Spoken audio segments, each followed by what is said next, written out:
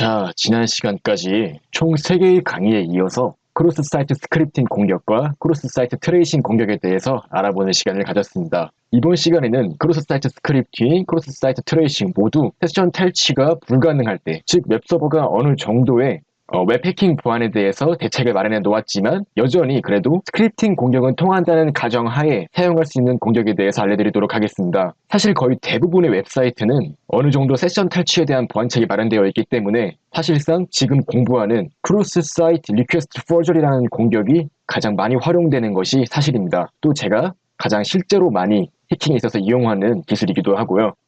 이 기술을 이용하는 것은 특정 사용자의 권한을 뺏어오는 건 불가능합니다. 하지만 특정 사용자가 스스로 어떠한 행위를 하게 만들 수는 있습니다. 즉, 특정한 계정의 권한 탈취가 목적이 아니라 권한 탈취까지는 못하더라도 다른 더욱 변칙적인 공격을 감행할 수 있도록 하는데 많이 사용되는 것이기도 합니다. 그렇다면 이렇게 대화방에 어떠한 스크립팅 구문을 작성해서 어떠한 사용자가 제 글을 읽을 때마다 자기도 모르게 어떠한 글을 작성하도록 한번 해보는 것은 어떨까요? 이를 위해서는 몇 가지 사전 조사가 필요합니다. 먼저 글을 쓸 때 어떠한 패킷이 발생하는지 확인하는 것이 우선입니다. 한번 이렇게 아무런 글이나 써보도록 하겠습니다. 이렇게 등록을 하게 되면 이렇게 와이어샤크로 돌아와서 해당 웹사이트의 IP 주소를 이렇게 필터링을 해줍니다. 그럼 가장 최근에 이렇게 포스트 방식으로 어떠한 웹사이트에 요청을 했다는 것을 볼 수 있습니다. 한번 이렇게 팔로우해서 스트림을 보도록 하겠습니다. 여기에 이제 해답이 나옵니다. 바로 이렇게 해킹 폴더 안에 톡 폴더 안에 톡 write action.jsp에 다음과 같은 정보를 보냈다는 것을 알 수 있습니다. 이것은 인코딩돼서 이렇게 보이지만 실제로는 다 아까 제가 작성한 그대로 이렇게 대화방의 제목, 해당 글의 제목, 글의 내용, 글의 소스 코드 부분까지 다 이렇게 차례대로 우리가 웹서버에 보냈다는 것을 알 수 있습니다. 제가 초반에 강좌에서 미리 말씀드렸던 것 같이 물론 이러한 데이터는 지금 우리에게 보이지 않는 포스트 방식으로 전달이 된 것을 알 수 있습니다. 물론 와이어샤크엔 이렇게 감지가 되죠. 제가 말씀드렸듯이 서버에서는 포스트랑 겟 방식이랑 따로 처리하는 데 구분을 두지 않습니다. 즉 이 부분을 겟 방식으로도 보낼 수 있다는 소리인데요. 한번 다음과 같이 해보도록 하겠습니다.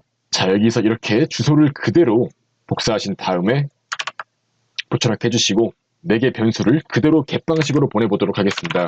토크 타입은 자바고요. 네, 토크 타이틀, 즉 제목은 그냥 ABC라 하겠습니다. 그리고 토크 컨텐트, 즉 글의 내용은 이렇게 마찬가지로 ABC고, 그리고 네, 토크 소스 코드는 다음과 같이 마찬가지로 ABC로 한번 해보도록 하겠습니다. 이제 이런 식으로 여기에 입력을 하게 되면 그대로, 즉 게시글을 기존의 포스트 방식으로 등록하던 것과 똑같이 이렇게 등록이 되는 것을 볼 수 있는데요. 바로 이 부분을 이용하면 해킹에 응용할 수 있습니다. 물론 이러한 해킹 기법은 웹서버 쪽에서 포스트 방식으로만 게시글을 등록할 수 있도록 한다던가 다른 기타 방법을 이용해서 방어책을 마련할 수 있는 것은 사실입니다. 하지만 이제 그러한 부분을 일단 배제하고 한번 공격을 감행해 보도록 하겠습니다. 한번 제목을 이렇게 써볼까요? 이 글을 꼭 보세요.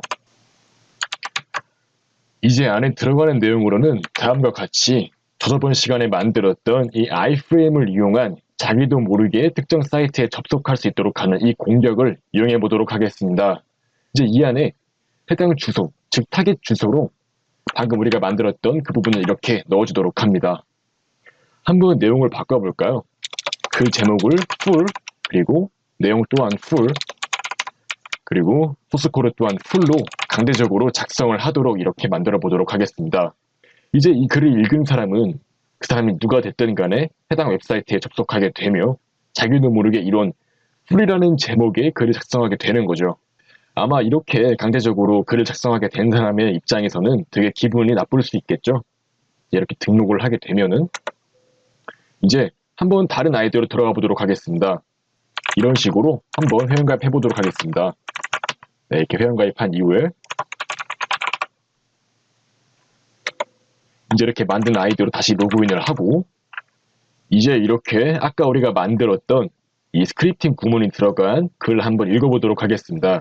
들어가는 순간 대화방 등록에 성공했다는 메시지가 나오게 되며 다시 이제 대화방에 들어가 보면 글 목록에 자기도 모르게 자신이 이렇게 글을 작성하게 된 것을 볼 수 있습니다.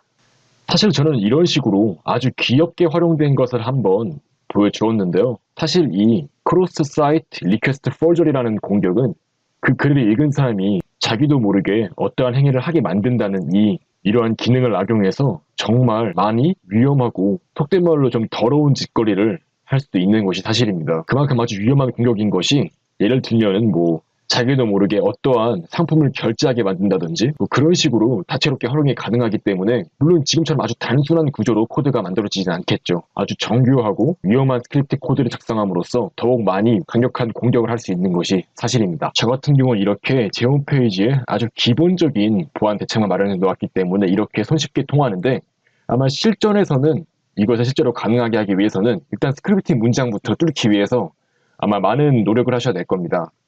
그렇게 해서 어떻게든 간에 스크립팅 공격만 통하게 만들어 놓으면 지금까지 총 4번의 시간까지 배운 XSS, XST, 그리고 오늘 배운 크로스 사이트 리퀘스트 포저리 공격까지 통할 수 있는 것입니다. 일단 3가지 공격 모두 다 기본적으로 스크립팅 공격이 통한다는 가정 하에서 이루어지는 것입니다.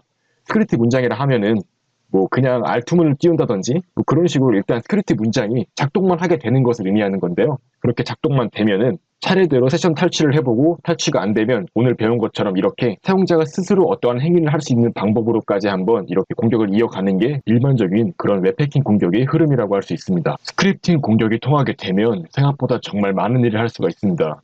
일단 스크립트 안에 아이프레임을 엄청나게 많이 삽입할 수도 있고요. 대표적으로 보시면 이렇게 회원 정보 수정란에 가보시면은 ID 값이 있는 것을 볼 수 있습니다. 소스 보기를 해보시면은 ID 값에 해당하는 그 값을 스스로 탐색해서 가져올 수 있도록 한 뒤에 자신의 해킹 서버에 해당 정보를 피해자가 자기도 모르게 보내도록 할 수도 있는 것입니다. 아니면 나아가서 대화방에 글을 새롭게 하나 등록하는 것과 같이 회원 정보 수정 또한 포스트 방식으로 어떠한 정보를 웹서버에 요청하는 방법으로 진행이 되는 것을 이해하신다면, 강제로 해당 피해 사용자를 자신이 원하는 비밀번호로 회원 정보를 강제적으로 수정시키는 방법도 있을 것입니다.